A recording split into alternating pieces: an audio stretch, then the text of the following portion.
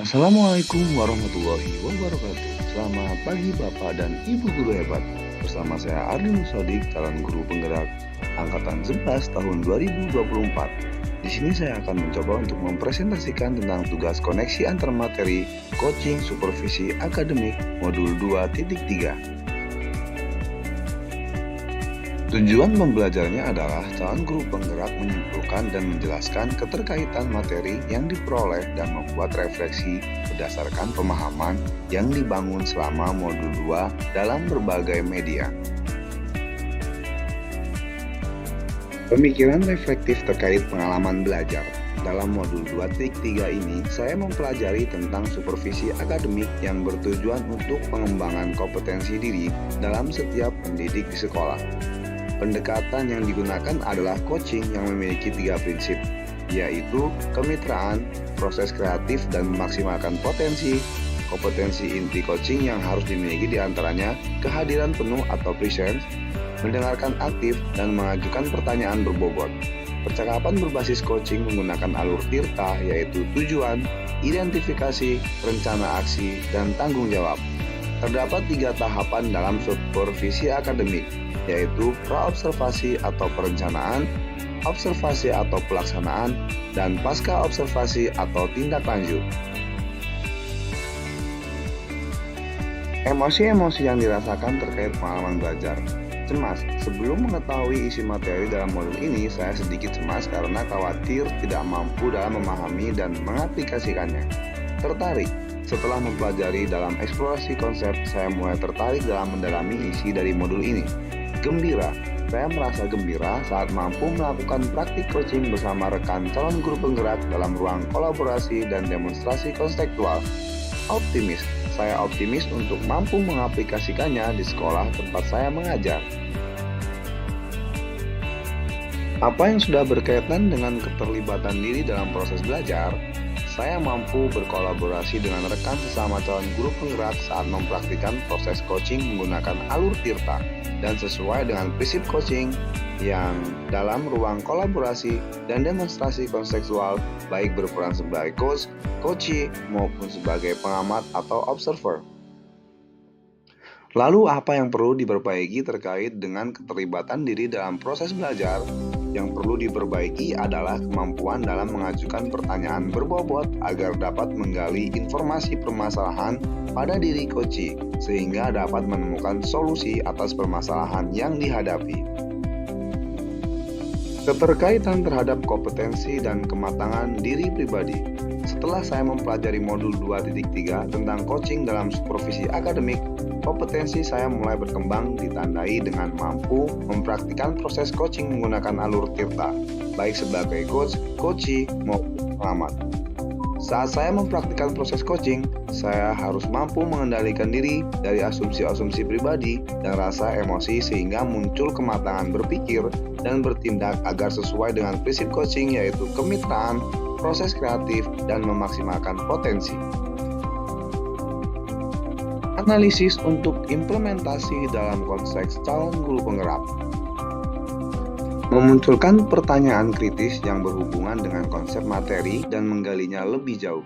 Bagaimana agar prinsip coaching dapat diterapkan dalam kegiatan supervisi di sekolah?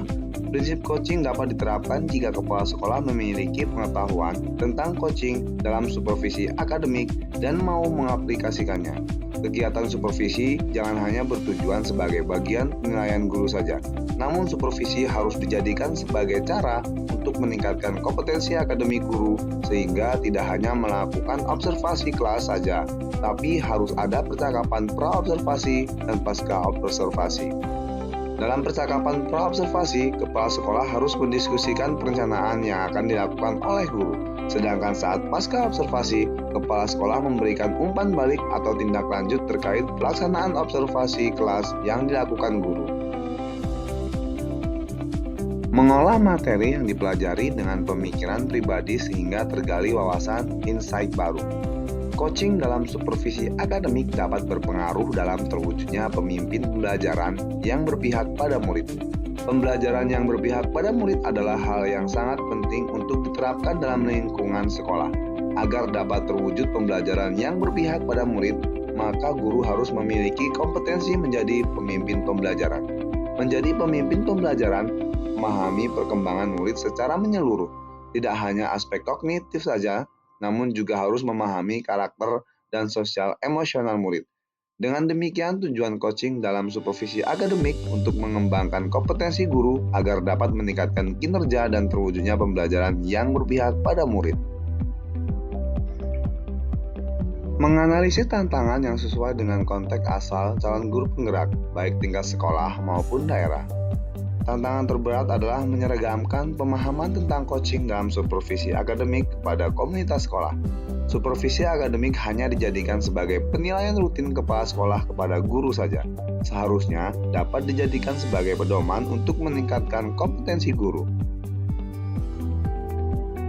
Memunculkan alternatif solusi terhadap tantangan yang diidentifikasi. 1. Alternatif solusi yang dapat dilakukan adalah melakukan sosialisasi kepada seluruh komunitas sekolah saat kegiatan rapat guru agar terjadi penyeragaman persepsi tentang makna supervisi akademik. 2. Solusi selanjutnya adalah dengan memberikan contoh praktik coaching dalam supervisi akademik melalui berbagai media informasi digital yang dapat diakses oleh seluruh komunitas sekolah.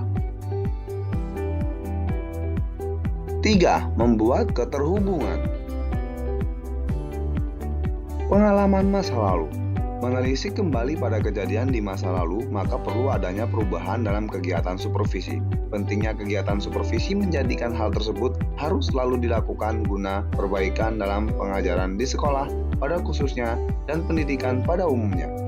Kenyamanan dalam supervisi dapat dilakukan dengan coaching, di mana guru yang disupervisi tidak merasa dilabeli dan merasa sedang dinilai, sehingga enggan jika harus sering disupervisi. Hubungan kemitraan dan rasa nyaman membuat proses coaching untuk supervisi menjadi hal baik untuk dapat dilakukan. Penerapan di masa mendatang. Kedepannya, penerapan dalam coaching akademik untuk supervisi dilakukan dengan hubungan kemitraan dan rasa nyaman, sehingga segala kendala yang dialami oleh guru dapat memperoleh alternatif pemecahan masalah dari dirinya sendiri dan kemampuan diri yang ia miliki, sehingga guru bukan hanya dapat menemukan solusi untuk dirinya, namun guru juga dapat belajar menjadi coach yang baik bagi siswa serta dapat membantu siswa dalam menemukan alternatif penyelesaian masalah yang ia hadapi. Konsep atau praktik baik yang dilakukan dari modul lain yang telah dipelajari. Modul 2.1. Dalam pembelajaran berdiferensiasi, murid dikelompokkan berdasarkan kebutuhan belajarnya agar dapat memaksimalkan potensi yang dimiliki. Begitu pula dengan praktik coaching yang harus dimaksimalkan potensi coachee agar dapat menemukan sendiri solusi atas permasalahan yang dihadapi. Modul 2.2. Dalam pembelajaran sosial emosional terdapat teknik stop dan mindfulness yang dilakukan untuk dapat membuat suasana menjadi lebih kondusif. Saat melakukan coaching pun seorang coach harus menerapkan teknik tersebut agar dapat fokus dan terwujud kehadiran penuh saat melakukan proses coaching. Lalu modul 2.3 coaching untuk supervisi akademik. Informasi yang didapat dari orang atau sumber lain di luar bahan PGP. Informasi lain yang saya dapatkan selain dari PGP adalah melalui kegiatan literasi yang saya lakukan, di antaranya pada platform yang ada pada Merdeka Mengajar maupun berbagai buku sumber. Guru dilahirkan dan ditakdirkan untuk merumuskan masa depan pendidikan. Sedikit perubahan yang kita lakukan dapat berdampak luas dan tumbuhnya harapan baru bagi pendidikan. Guru bergerak, Indonesia maju. Demikian presentasi dari saya. Terima kasih. Wabillahi taufik wal hidayah. Wassalamualaikum warahmatullahi wabarakatuh. Selamat pagi Bapak dan Ibu guru hebat.